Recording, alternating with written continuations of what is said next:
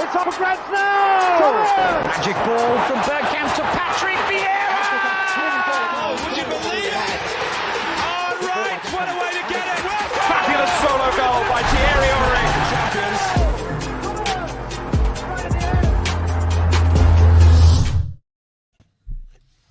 Good evening and welcome to the Arsenal Lounge. Oh, I don't know why, but I'm getting something. 1 second. For some reason, I was getting some sort of echo. So I'm just going to get rid of this. Bear with me, guys. Is it because you're playing the show in the background? Is that why? There you go. That's exactly what it was. Yeah. I had another... Can we just get Sahin back already? This is an awful start. You scored a first-minute own goal. Sahin's going to be watching this laughing. Seriously. Right, anyway, welcome to the Arsenal Lounge. As you can see, Shaheen's not here, so I'm running things, and this is how it goes when it goes like this. So anyway, welcome to the Arsenal Lounge. Welcome, Mo. Welcome, Tom. Before we start, Shaheen isn't here, as you've noticed, and I would like to throw out to the panel, well, Mo already knows, so I'll throw this out to Tom. Tom, I'm going to give you 3 guesses as to why Shaheen is not with us. Go. He managed to get a sale on Facebook Marketplace for those curtains, and he's had to travel to the buyer to sell them. Is that why? That is close, and it's very close, but it's...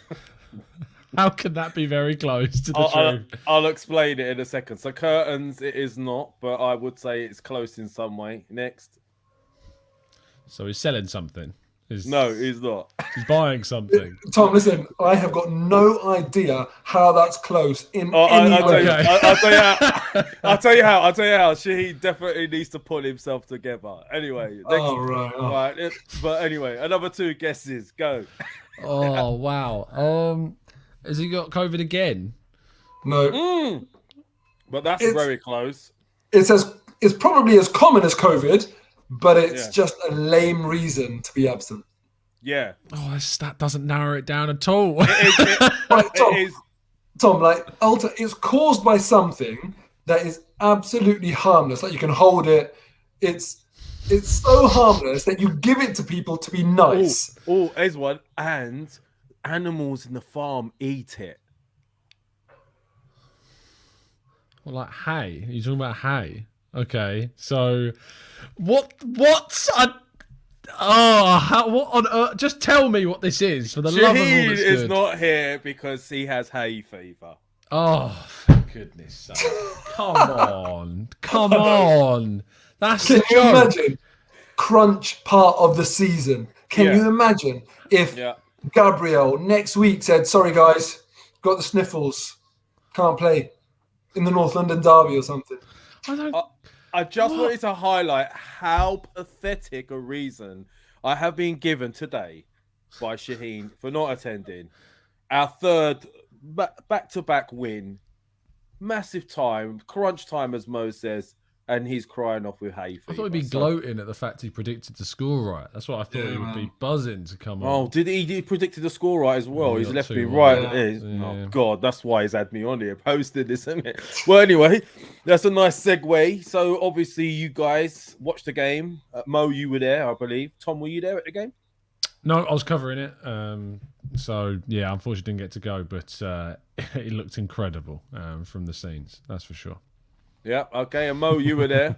No, actually, I couldn't end up going because, well, just various issues. I won't go into that, but I couldn't end up going, which is a bit annoying for me. But, family first, right? So that's the way. Oh, yeah, obviously, with your commitments, etc. So, all right, let's just start then with your thoughts on the game. Mo, I've seen your thoughts on your channel. I looked at some of the shows you've had on there, especially your 5 that you come up with as well. So there's a few questions I'd like to ask, but just let me know what you thought of the game. It's quite obvious, really. But high level, what I would say is that a massive crunch game, given the stage of the season, not made any easier due to the fact that Tottenham played just before and they went and got a really good solid result and looked good as well doing it. So, if the pressure wasn't already enough, it's just boosted even more hours after your rivals have won.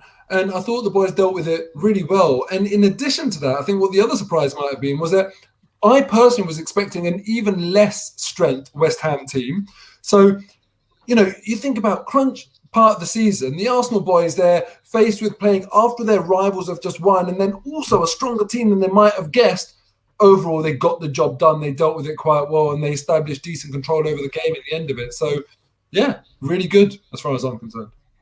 I mean, Tom, Mo's sort of said what I was going to say in the sense that there was a lot of pressure on us after that result at the toilet bowl down in Tottenham, 3-1 they won. So we were worried about how we were going to sort of react.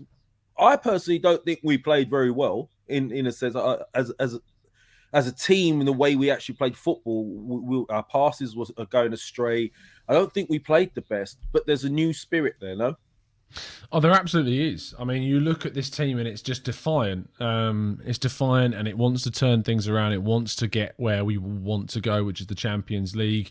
But there are worries. You know, it was a concerning performance. It wasn't. I think those that described it as a poor performance are probably going a little bit over the top, because I think there are lots of positives that you can take from that game. And you know, I think if we'd had a really top-class striker, we probably would have won it comfortably, because we actually created plenty of clear-cut opportunities to score from.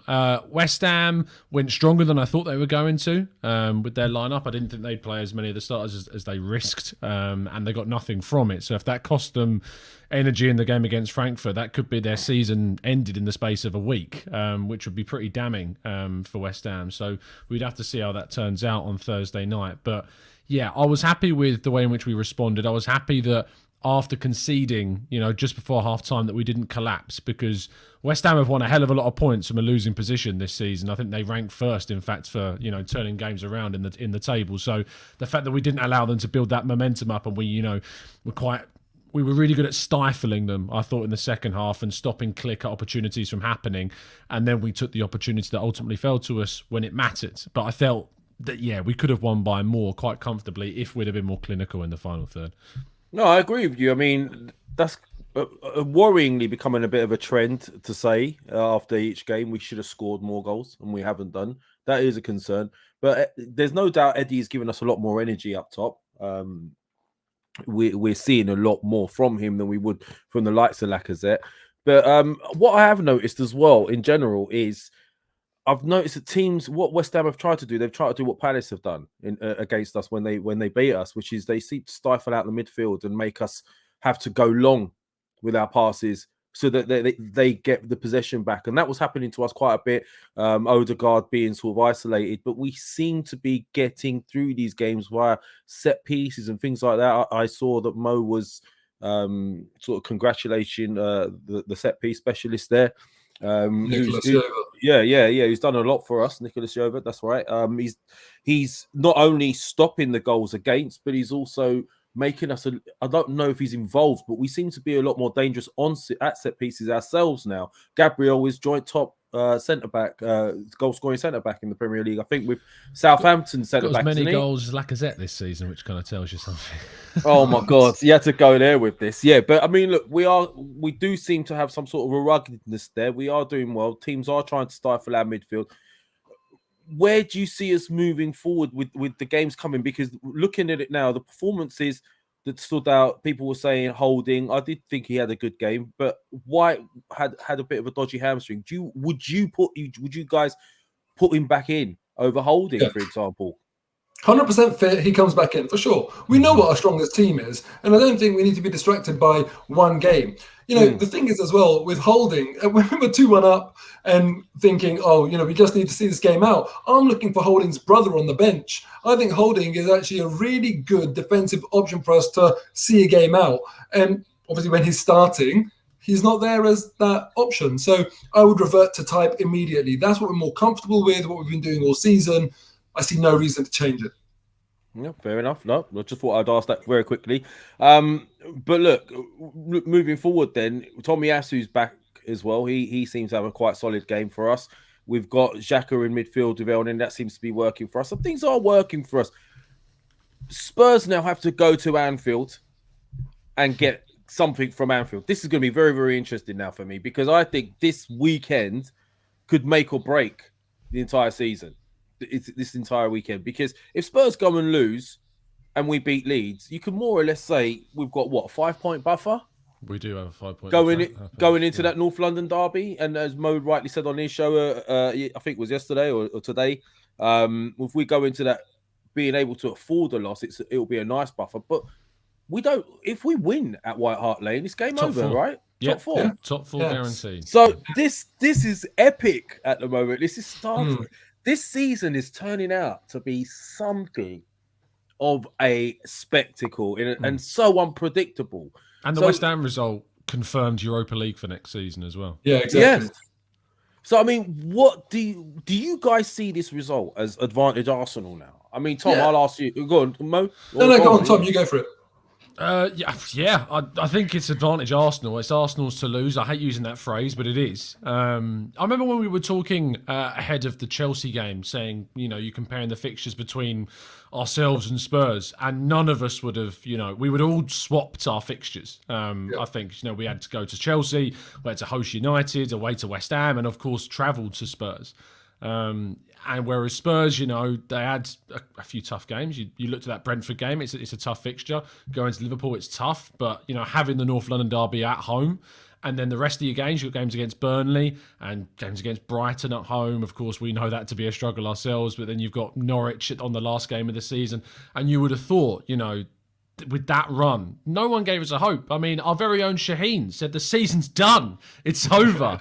Is that why he's not here? Is that why? Wait, to be fair, I had said that as well. And Mo as well mentioned that. I put it in the chat as well to the guys. Sorry to interrupt, Tom, but what did you guys think when we lost those 3 back-to-back? Did you think we would be here now? I thought that the chances of getting top 4 were gone, next to nothing. Right? Yeah. Well, I not didn't think gone, the season but was over. I feel very like unlikely. when that happened, I did say at the time, it's an opportunity now for the players to, really step up with those massive games on the horizon, including the North London derby. But boy, did I think we'd go and do this in the next 3 games. It's a nonsense, isn't it? It's absolute nonsense. What are Arsenal doing? What are they putting us through this season? Let's go and lose those 3 and then win these 3.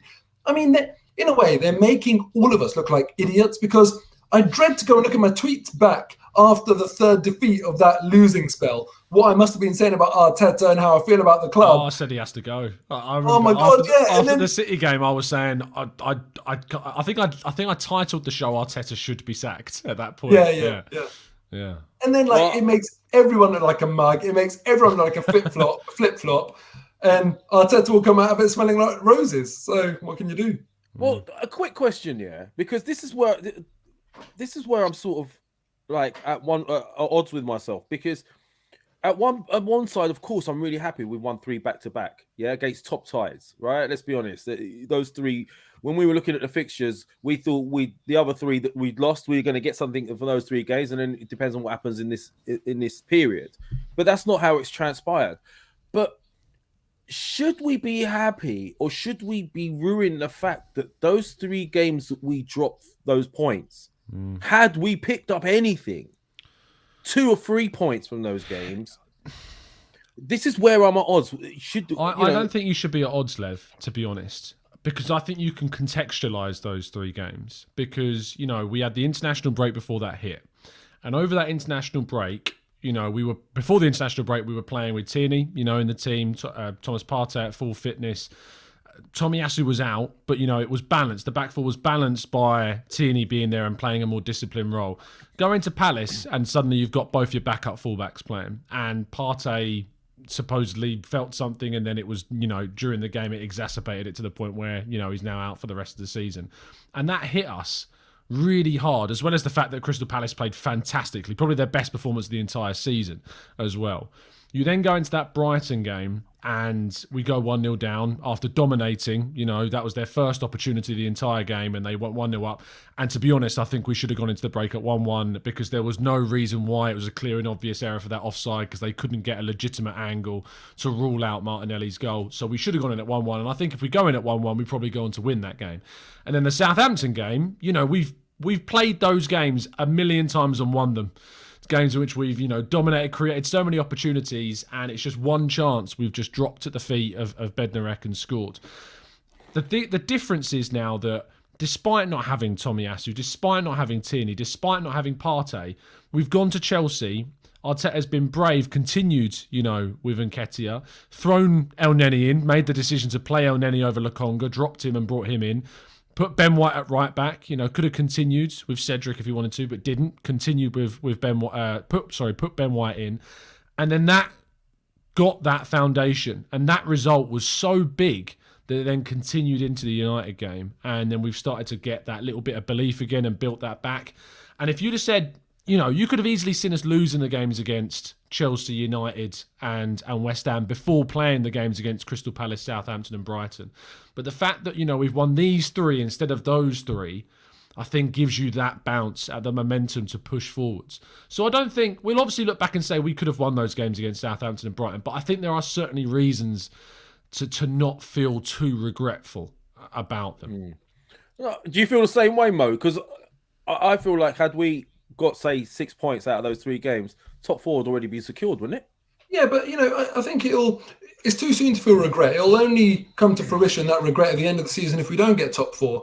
Yeah. Where I would agree with you is that, let's say, for example, we were, as a result of those 3, now talking about qualifying for the Europa League. And then when you add those 9 points on, it's Champions League. But there's no actual incremental benefit to us. I know it sounds strange, but obviously I would rather have won those games. But had we won those games, at the end of the season, we'll look back on it and hopefully we'll say we're qualified for top 4, plus 9 points.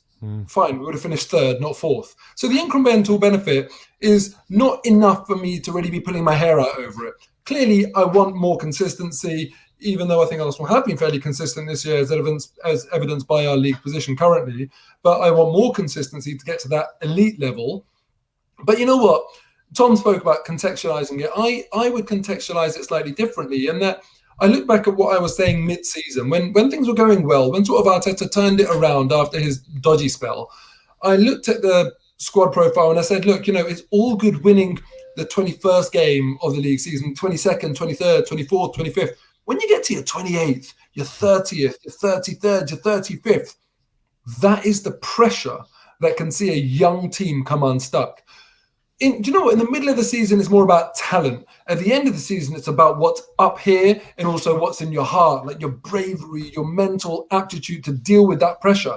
And I really feared that a young team would struggle. There's a reason why your average squad profile isn't the same as Arsenal's, because there's benefits of getting youngsters. You get a longer sort of period with them together. You can afford to pay them less because they're not as established. If it made sense to do it, if that was the optimal squad profile, more teams would do it. There's a reason why Arsenal have got the youngest squad or the youngest starting 11 in the league on average. And that's because, number one, Arteta's a young manager. We've seen him struggle with some bigger personalities that are potentially, stronger egos and maybe think that they've done too much in the game to buy into him. As aubameyang, for example, could be examples of that. And then also, Arsenal don't necessarily have the budget that other teams have, where you can go and pay a 25-man squad 100 grand a week. We need to have players that are on those different earning profiles. As a result of that, we've got this younger squad, and I really did think to myself, when it comes to it, and they cave to that pressure and drop points, you have to remember that. Don't go hard on them because they are a young squad. They have never, ever been in this position, manager and players, where they have had anything to play for at this stage of the season. It's been 8th place finishes. And I think you have to appreciate that. When they lost those 3, that's what was in my mind. And I thought they're not going to be able to turn this around. That was honestly what I thought because of their young nature. Now, in hindsight, when I look at it and I think, well, how were they able to turn it around? I think to myself, maybe it's all pressure related, because at that point, after the international break, it's like when a penalty taker has his penalty delayed. You've had so much time to think about it. I think that's what the international break did for us. We were playing really, really well, playing naturally, free of any fear. And then the international break hit. We've come back and that expectation has been festering and it got the better of them. Then it almost became like we've got nothing to lose. We might just go out there and enjoy ourselves and see what happens. And we were helped with the Azpilicueta era with Varane and Telles air kicking the ball, and we got off to good starts in a couple of these games. We were helped by that, but the boys have responded really well. So I'm actually really, really proud of this very young team where our attacking leader is Bukayo Saka, for God's sake, who's just equaled the same number of goals and assists as Kevin De Bruyne. These are the levels that they're reaching. This is how well they're dealing with the pressure. They deserve immense credit for me.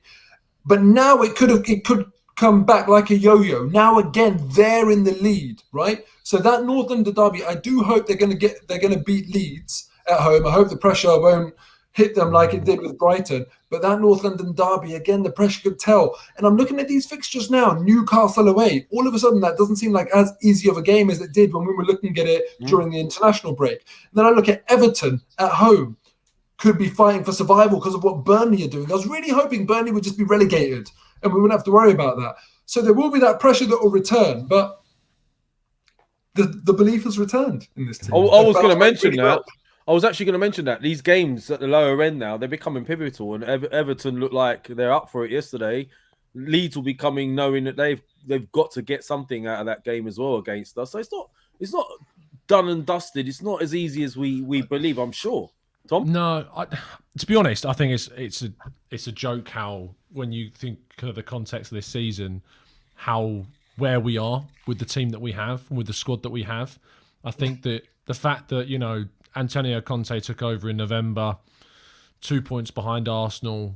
Arsenal have since, through our own fault, not signed anyone in January, made the squad worse through our own fault in January.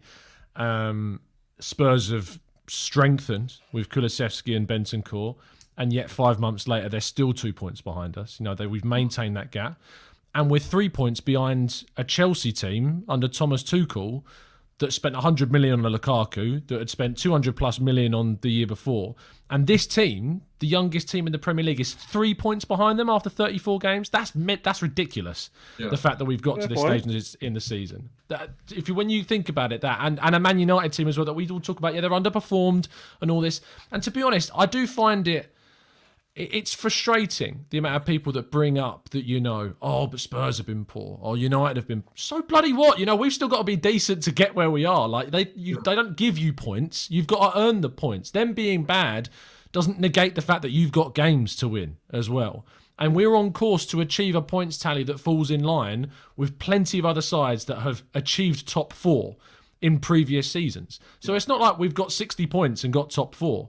No, we're on course to get a points tally that would get you into the top 4 in most of the previous seasons. And let's not forget who we played as well. It's Chelsea, Man United, West Ham. I mean, Maximus is in there saying we play one game a week. So look at the size of the squads. We haven't got a Euro. But wait. Loads of other teams play one game a week. Loads of other teams do that. And we're the ones that have got 70. Tottenham got dumped out of European competition very early. They've been playing one game a week, So the fact of the matter is, I'm really glad you mentioned that, Tom, because when you compare it season across season and you look at our points tally, it's 38 games. You can't argue with it. We deserve that top 4 if we get that points tally. Like you see Max in the chat there saying we play. Why do you think there's this rhetoric to try and undermine what we've done this season? I don't know. You're so right. That's a good way of putting it, Tom, because it's almost like some fans, they can't stand the fact that if we do well. And Mo was talking about all the celebration pillies coming out and all of that. Let's be honest. On one side, Chris Sutton is turning around and saying, "Oh, it's okay. Fans should, teams should be able to celebrate." And then the minute we go and win, someone else is out moaning, and our own fans do it. Why? But I'd like to ask Maximus. We can't answer it on behalf of Maximus. So Maximus, tell us, why is it that you feel compelled to mention the one game a week and almost kind of like take away from what we're achieving? I'm just curious. You're entitled to do it. You may have a really valid point. I'm just curious what your motivations are. No, it's not just that. There's a lot of things being said, as to we're lucky and this, that, and the other and whatever. But I don't understand. We should be happy where we're at. Now, you mentioned, Tom, Chelsea. Is there a chance as well that Chelsea could slip into that top 4 battle with us and Spurs? Because let's be honest, their form right now is poor. Aspicul, whatever his name is, Dave. They call him Dave. Now I know why they call him Dave. Yeah. Another mistake yesterday. They don't look great, do they? Could they end up 5th and we end up 3rd and 4th? It's going to take a lot for that to happen because their goal difference is so superior to ours. They've got a goal difference of 39, whereas ours is 13. So it's extra. It's basically it's an extra point. Basically, is what it is. Yeah. And the thing about Chelsea is that for Tuchel, they've got an FA Cup final, which is what they're focused on. For the league, it looks like they haven't really got too much to play for. They played an Everton side at the weekend that had ultimate motivation to win their game. They have to win every single game to try and have the maximum chance of staying up. Chelsea in a Premier League game don't have a motivation. And that's probably one of the reasons why they didn't really turn up against us either. Because there's this weird... It's like when Arsene Wenger described the games after we'd won the league and still had to try and become invincible. Overcoming that barrier of, already being champions, already have achieved that objective, to then have games left is a really difficult mental barrier to try and overcome. So that... for me, for Chelsea, that is going to be their block. I mean, the games that they've got left this season are quite favourable. They play... next, they play Wolves at home, and Wolves have been dreadful. They then go to Leeds, which could be another game that they slip up, because, again, Leeds have got that extra motivation.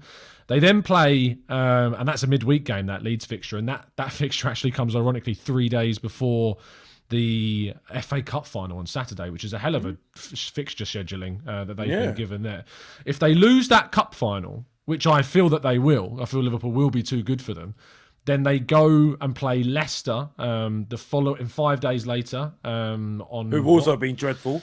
But again, who knows? They may be out of Europe and they may want to finish as high up in the table as possible. Who knows? Then they're at home to Watford, who should be relegated on the last day of the season. But those teams, when they're already relegated, they're weird. They pick up weird results because they've got nothing to lose. They've got just playing for basically the players are playing for a move at that point to stay in the Premier League. So you see some weird performances. That's why I'm not ruling out a weird Norwich result. They're only one loss away, aren't they, Chelsea? Only one loss away from being dragged into the mire. Of course. They're one loss and one win for us away from being level on points. And then if they drop anything, they're in it, And all of a sudden, the mental side, especially if they lose that FA Cup, could be massive. But I think, realistically, there's 4 games left this season, and we need on 2 match days for it to go our way. So we're looking at 50% of their games. We're hoping. The odds are not in our favour because of that goal difference. If the goal difference was close and we could just rely on one defeat for Chelsea and bridging that goal difference gap, then I'd say let's entertain the conversation. But it'd have to be an awful end to the season for Chelsea for that to happen, which is not impossible. I just think I'm not holding my breath. I mean, going back to the game, guys, very, very quickly before we move on to this coming weekend. Couple of things. I know Eddie's made a big difference since coming in, right? Would you guys offer him a new contract based on these performances? I mean, we're talking about the goal difference, for example, right?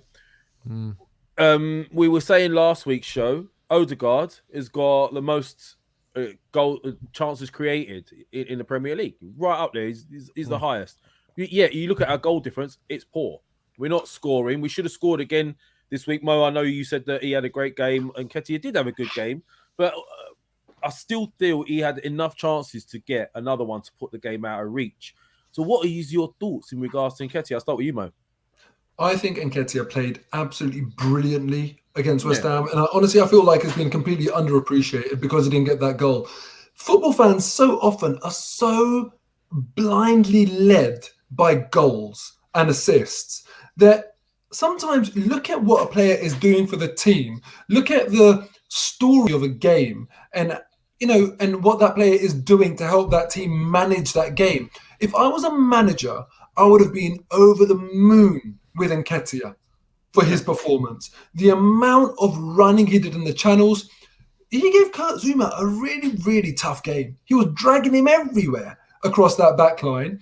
He was popping shots off where, I feel like they could have been better. They could have been top corner, not bottom corner, made them unsavable. But I mean, you've got to be fair to a player in terms of looking at what he's done. I thought it was a brilliant centre-forwards display. Not only that, he was dropping deep, picking up the ball, running with the ball, getting involved defensively. For our first goal, he was the one that picked the ball up, ran at the defence, got the shot off, won the corner. He also did that right at the end of the game as well, in terms of doing exactly the same thing, that won us the corner, that brought all the possession and pressure up to the goal that we're attacking.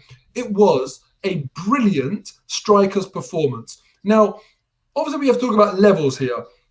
If that was Thierry Henry, I wouldn't really be batting an eyelid, yeah? But it's Eddie Nketiah, and in context, it was a brilliant performance. So I think he deserves a massive pat on the back. I would have loved for him to get the goal. I think it would have really crowned it off, and then I think he would have got the credit that he deserved. But, you know, he's clearly not the person I want leading the line for Arsenal next season. I'm happy to give him his credit in abundance on this brilliant game that he played, and in recent weeks, the energy and the difference that he's made in this team. But he's not the man to lead the line for Arsenal next season. But I would give him a contract because I want to protect the value of an asset at the club. Simple as that. Maybe that's the accountant in me coming out. I'd much rather give him a contract and put a 20 million release clause in there rather than letting him go for free. It just makes business sense. So you're basically saying just give him a contract so that if we sell him, we make some money on him. But you don't see him leading the line long term. Yeah, either he does a job for Arsenal next season and, you know, continues to flourish and becomes better and better and better and becomes a proper Premier League, you know, top level striker, or we eventually move him on and get some money for it. Tom, would you give him a new contract? Would you keep him? It would need certain things, certain guarantees. It would need to not affect what we do in the summer. If renewing Nketiah means we only sign one forward instead of two, then no, thank you. Because, you know, we need to be pushing to try and upgrade upon what we have.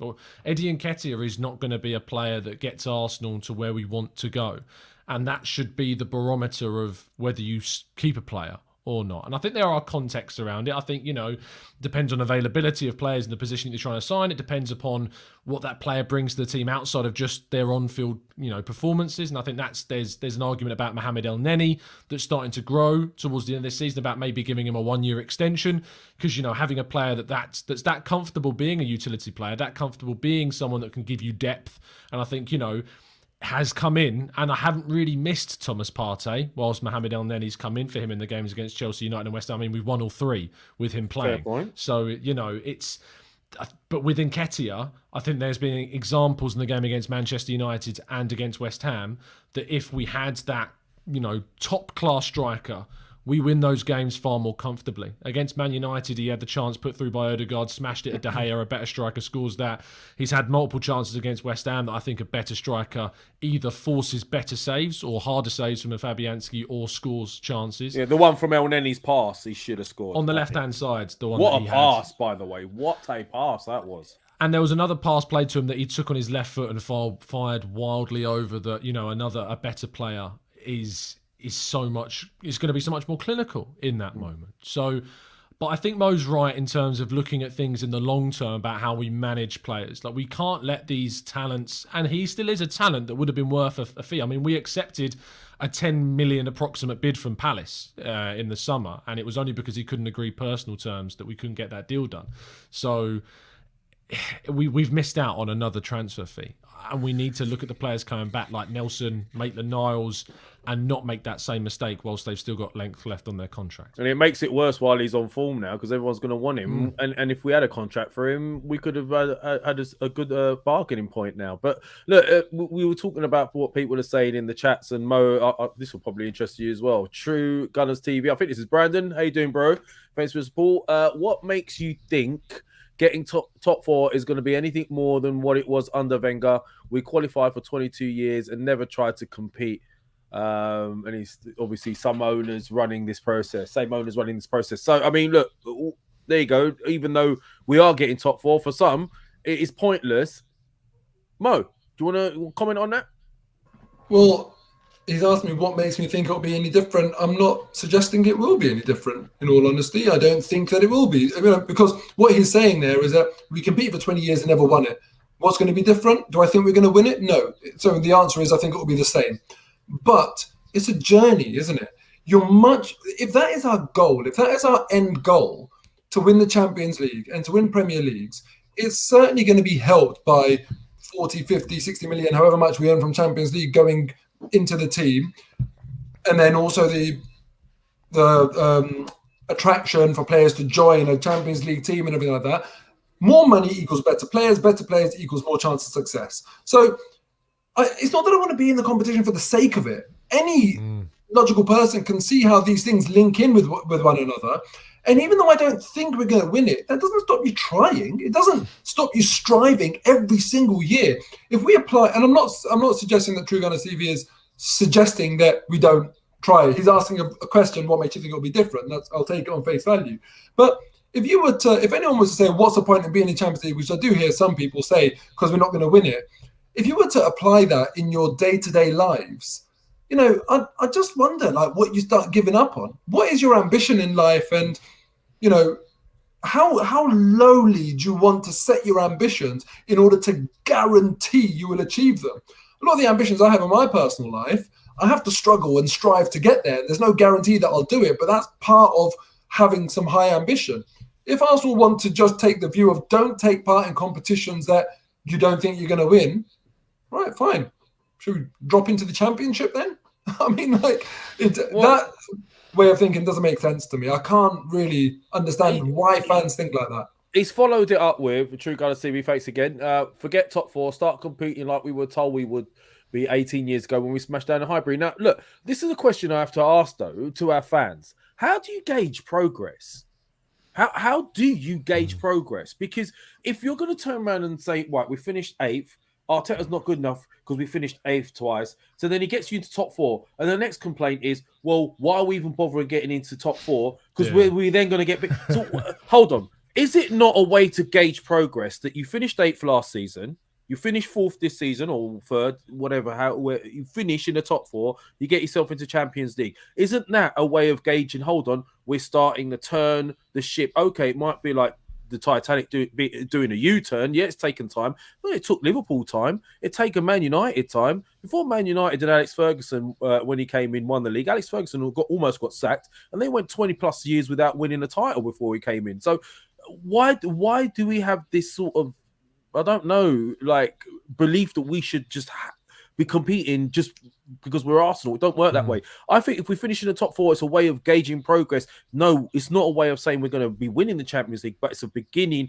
where your foundation is at a higher level. We've gone up a few stages and we can build from a higher level with better players, surely, Tom? Yeah, and we've just spoken about Nketiah not being the guy that we necessarily want leading the line. Yeah. Champions League, money-wise and attraction-wise, gives us that opportunity to get someone better than Nketiah, right? Of course it does. Absolutely. I think, look, at the end of the day, the word standards comes up a lot. I notice in discussions, like, what are the standards of Arsenal Football Club? Like, we shouldn't be where we are. We should be competing for titles, and we absolutely should be. Like, there's nothing wrong with saying that Arsenal Football Club should be competing for titles, should be in the Champions League and aiming to win it. That's where we should go. But the thing is that, from what's happened prior to, say, 2020, the 10 plus years before that, the end of Wenger's era, into Unai Emery's era, going backwards, and that bled into the start of the Mikel Arteta era. And I think the first 6 months to the first full season of Arteta, mistakes were made. Mistakes that were made by Emery, mistakes that were made by Wenger. The issues is that they weren't addressed under those two managers. They didn't address those mistakes. In 2021, and starting in that summer window, we addressed those mistakes. We thought, no, we're going to rip up the floorboards with this and we're going to start again. We're going to have a massive overhaul, because the only way in which we get Arsenal back to where it is if by weeding out, the weak-minded mentalities, the broken players, the broken commitments that were there, the rhetoric behind the scenes. And I think we all know that the Cronkies aren't going anywhere. Like, they're not. And ultimately, the best way to overhaul a club would be sell it, get new owners in, start again. But realistically, that's not going to happen. So the next best option is to rip up everything else. Rip up the squads and start going down a different pathway. And we're doing that. And that's why I think you've seen us compete this season for a top 4, which no one expected us to, really. We should be, because we're Arsenal Football Club, but no one really expected us to with the club that we, the squad that we have. The way in which we've invested more money in the 2021 summer than any other team in the Premier League. We've invested over £1 billion, since the Cronkies took over on players since 2007. But I'd say that 90% of that, has been seen as part of the regression. Well, clearly then 90% of that billion that we've spent on players sent us in the wrong direction. Some of those were good players, Alexis Sanchez, etc., good players. But now we're starting to see us sign good players that take us in the right direction.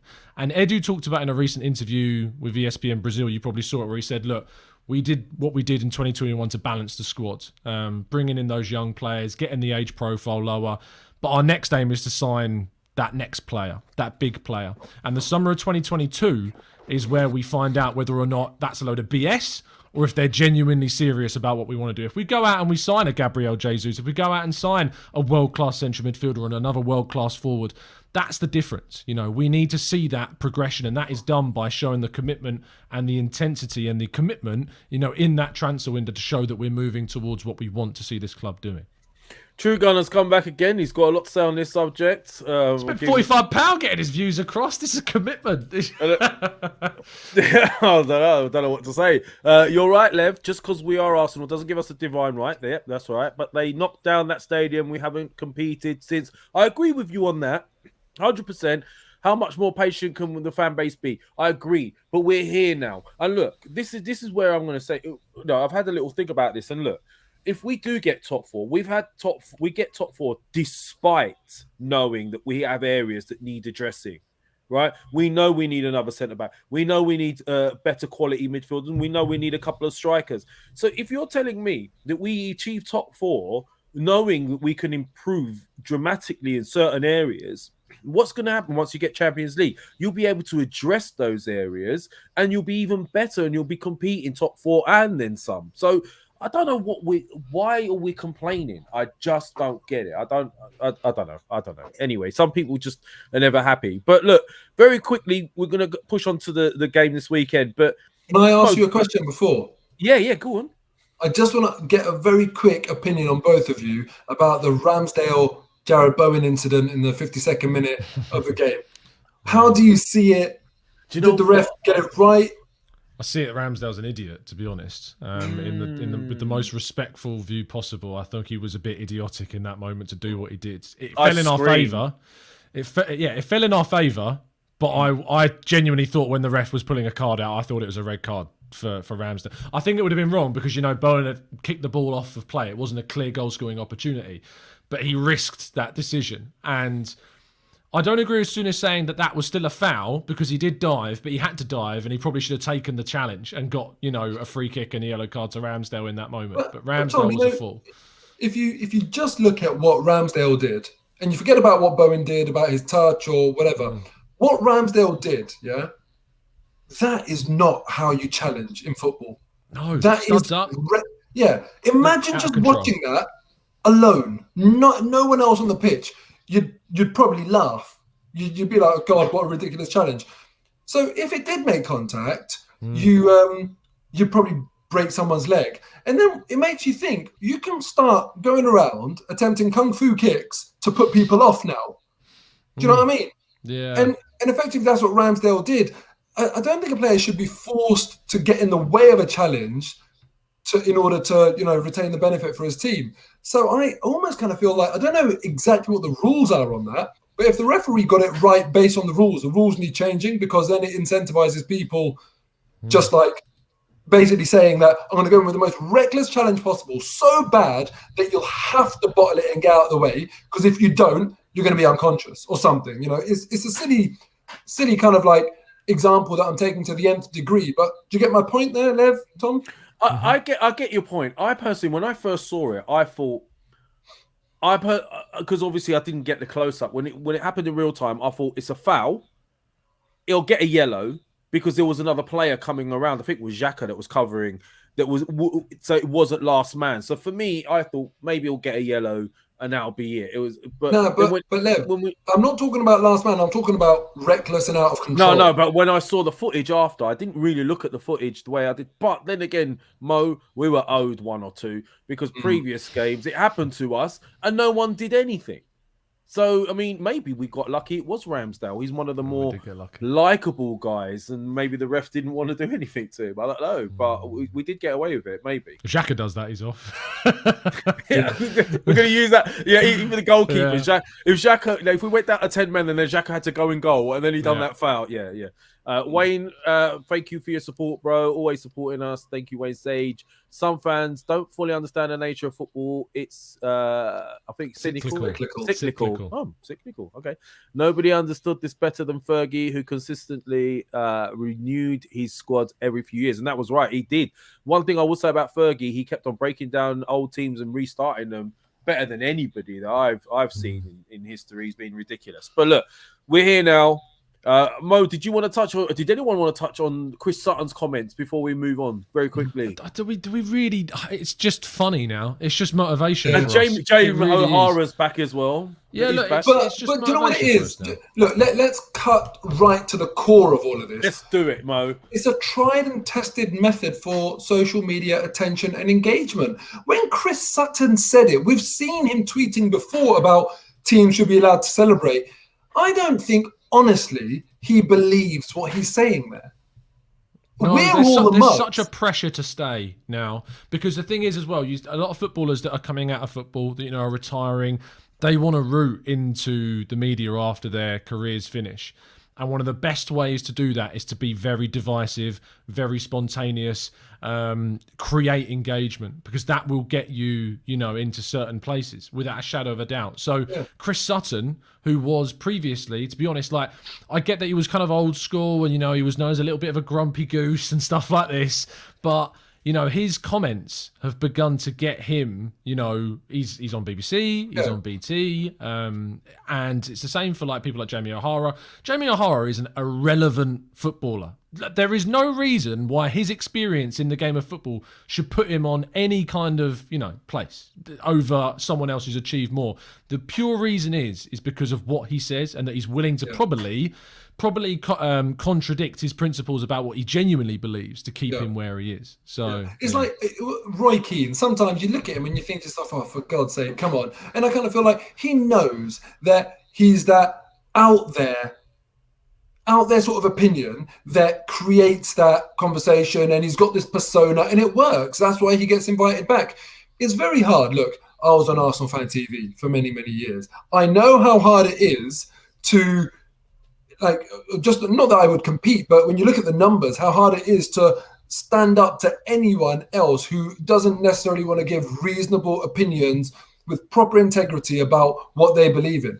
What I say online, and what I said on AFTV, is genuinely what I would say if I was chatting to my wife about the game in bed at night, for example. Not that I would do that. Please don't get any images about my I shouldn't use that example. Anyway, Dave, do you think we'll be playing? We just got a little insight to Valentine's Day in his house there. Poor woman, honestly, very, very poor woman. My point is, when you're talking off camera, do you truly say what you're saying on camera, or are you playing a role on camera?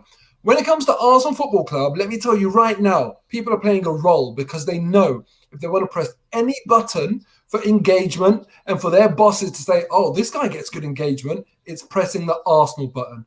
We're the idiots that fall for it. Why do you think Piers Morgan has got so much flipping publicity off the back of Arsenal, and he continues to do so? They want to take pelters because every single time it's engagement. We're the mugs. There you go. Cliff, thank you for your support. Realistically, I realise that we are in the top 4 hunt because teams around us bottled it. Not great play, but I will take that all day, lads. I think we're being a bit harsh on it. That's rubbish. Come on, we have played some good football this season. I think we have. We'll play some decent football this season. Well, but the table don't lie, does it? Can you put that comment back up again? I can, yeah. There you go, mate.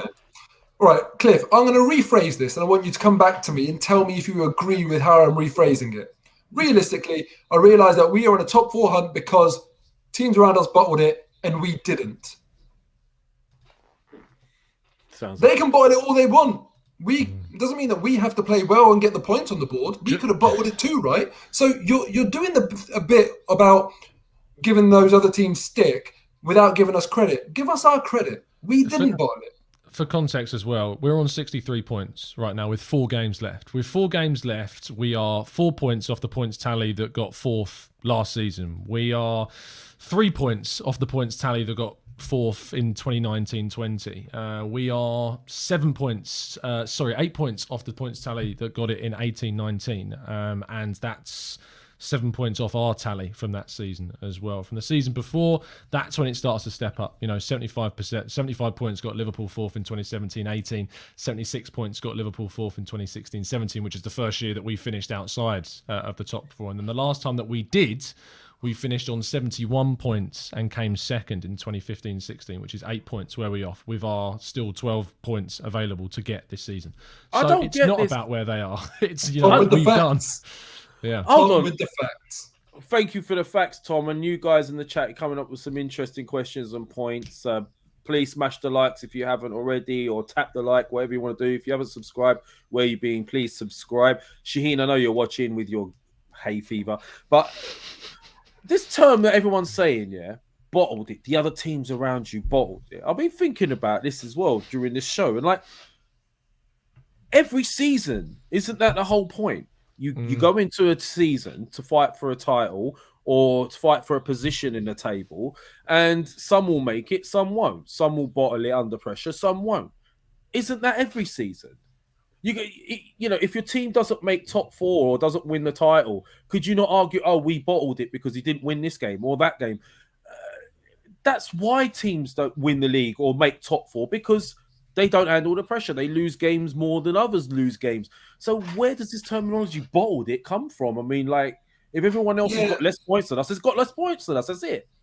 Yeah, I mean, you have to look at, it's the eye test, isn't it? You can't just say, they bottled it because they didn't do it. You have to look at the games and see how they've reacted to pressure. I think it would have been fair enough thing to say to Arsenal after the 3 defeats that they're bottling it because, we just did not deal with the pressure. But since we've kind of turned it around. But let's say, for example, Liverpool don't win the title and Man City win it, but they win all their games. You can't say Liverpool have bottled it. It's becoming this default saying that I think really should only ever be used as a gospel when it comes to Tottenham Football Club, because they are just a bunch of bottlers. Other than that, it's a bit used over frequently. Do it again. Well, a nice segue for the weekend coming up then, because this is it, guys. We need to talk about this and I'll get the predictions as well. So this weekend is huge. Spurs are playing Liverpool on Saturday, 7:45. Then on Sunday we have Leeds at home.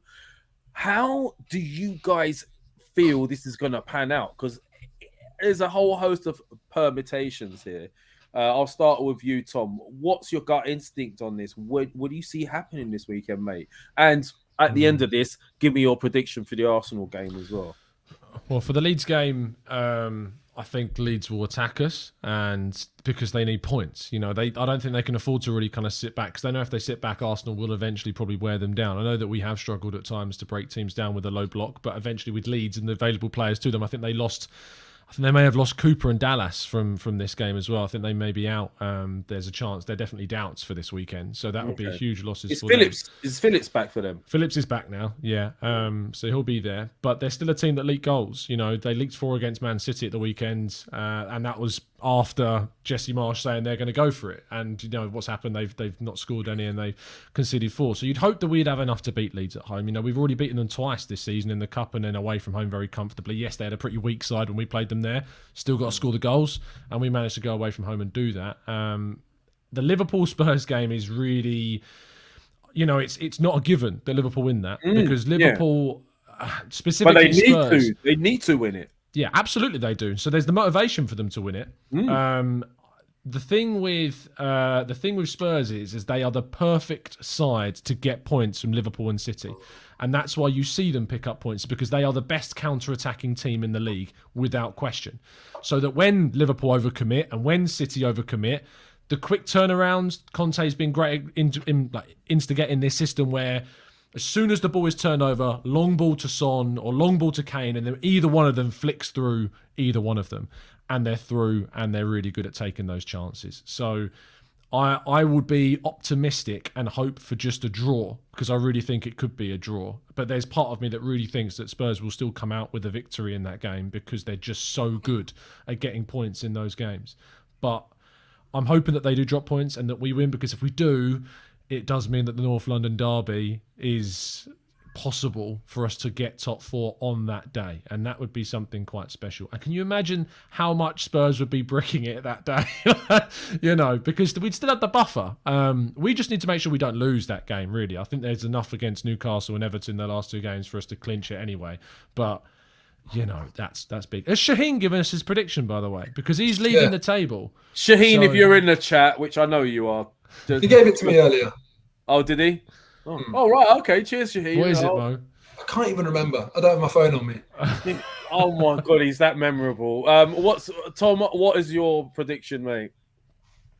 I will stick with my 3-0 from the West Ham game and go 3-0 against Leeds. Because it served you so well in this one. You've gone back. It served me pretty well against Chelsea to predict a win in that one. And I said 3-0 against United and we scored 3. So, it's not been too bad. That was pointless because it has no reason for you to. You know what is pointless? Being bottom of the table. That's what pointless is. Oh, it's not.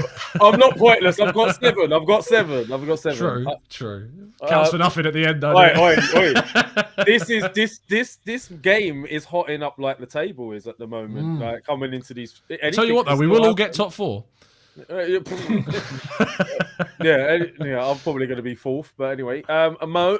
So you've given me 3-0, yeah? Mo, your thoughts on this weekend, Spurs, Liverpool, and then Arsenal, Leeds, and your prediction? Well, look, it's 20 hours in a Premier League season that spans 9 months that is absolutely going to define Arsenal and Tottenham season, in my opinion. 7:45 Saturday, 7th of May, Liverpool play Tottenham at Anfield, and then 2 p.m. Sunday, 8th of May, Arsenal play Leeds at the Emirates. And it's just a massive, massive moment for both of these clubs. I'm looking forward to the games only because it's us playing Leeds and them playing Liverpool. If the shoe was on the other foot, I'd be really flipping nervous going up to Anfield.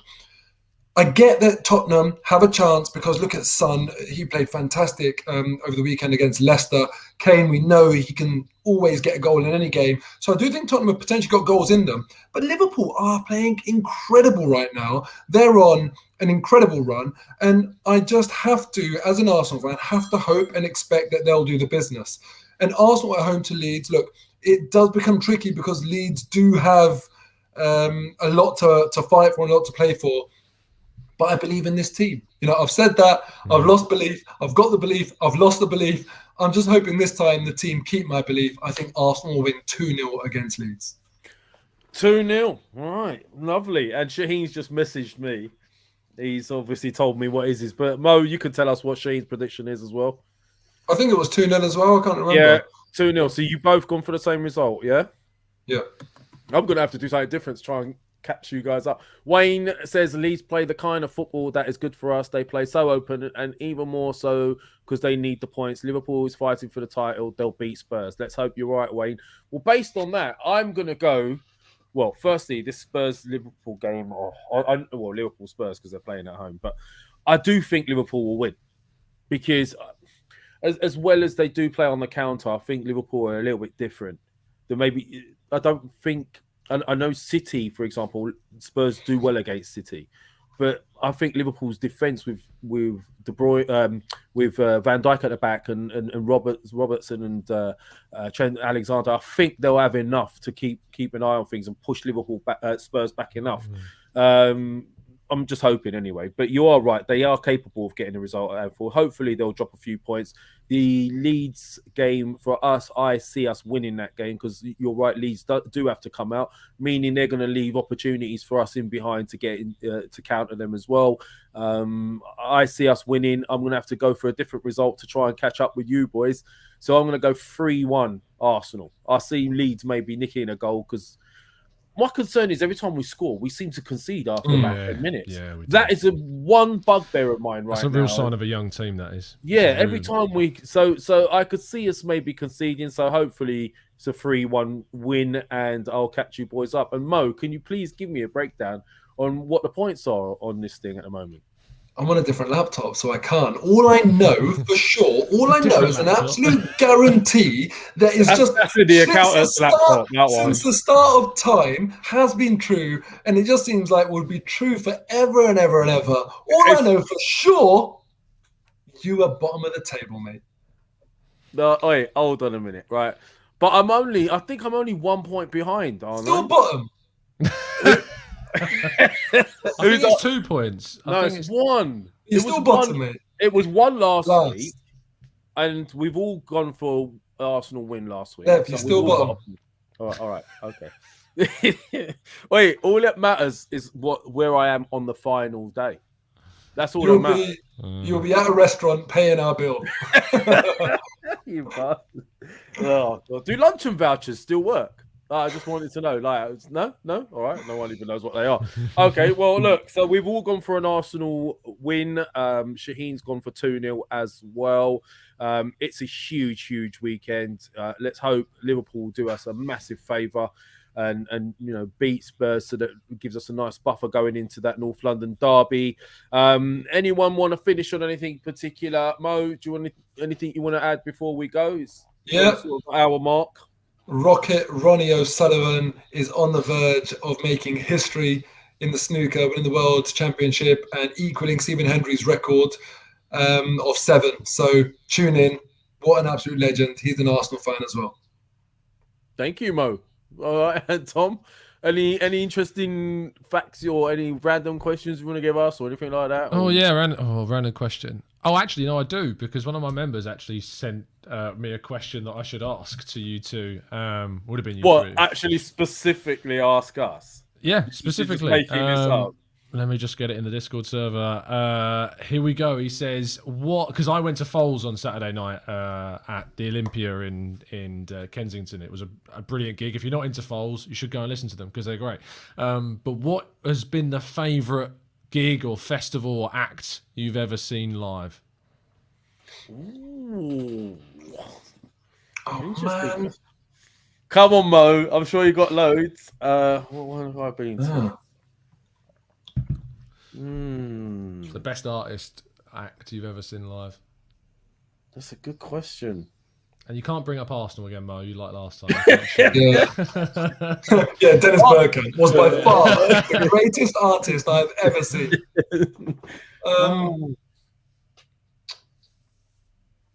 you know what? I'm not into live music. Do you not go see music at all?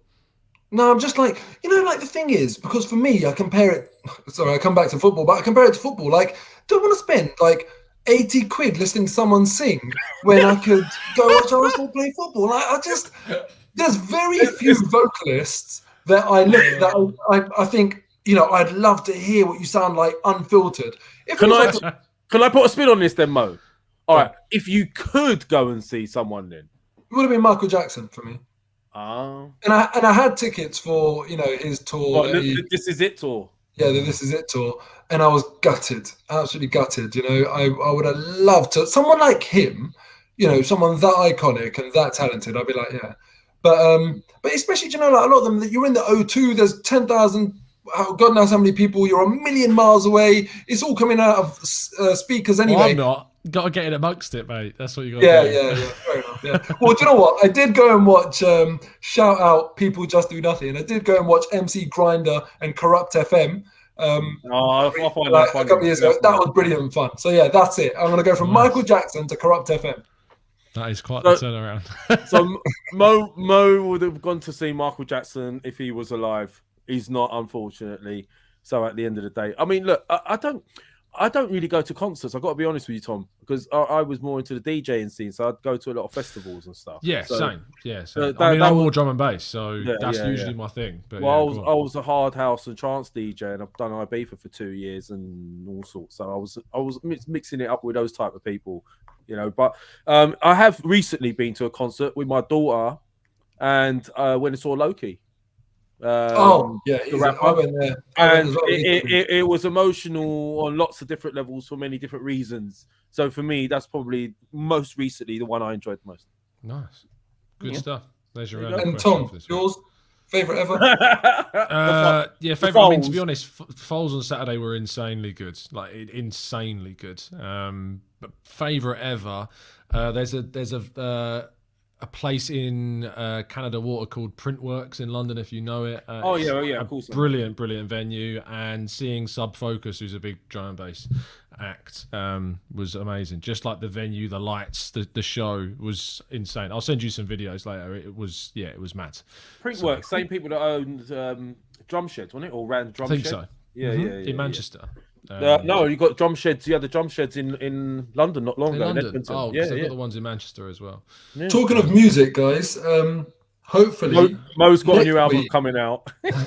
hopefully next week we can talk about how good North London Forever sounds in the stadium. There's Fingers a lot of crossed. hype about this. I mean, how A lot do of you hype, feel about this? But let's save that for next week, where hopefully we've managed to get it going at the ground, because I think it'd be fantastic. And also to hear Shaheen's extremely broad and ridiculous intellect when it comes to music. I would like to hear his opinion on that as well. So we look forward to that. Let us know in the chats if you want that being sung at the Emirates moving forward. Also, let us know what you think the results are going to be this weekend. If you think Liverpool are going to beat Spurs as well, and what your result for Arsenal Leeds is. You know where you can find Mo. You can find him on Mo Hyder TV. So just go and find him there. Tom at Gooner Talk TV. He's got it advertised. You can see him anytime you want. 8 o'clock every morning whilst you're having a shave or doing your 3 S's in the morning. We'll leave that to you. And that's about Mo's face. Honestly. That's about it for us here. So look, 3 back-to-back positive shows. Long may it continue. Long may Sheen's health situation continue, because this show goes a lot smoother without him. But that's it, really, apart from the intros, obviously. But that's it, guys. Thank you very much for joining us. This has been the Arsenal Lounge. That's Tom. That's Mo. Peace out. See you later. I'll find this banner thing. No, I won't. Let's just switch it off. Go.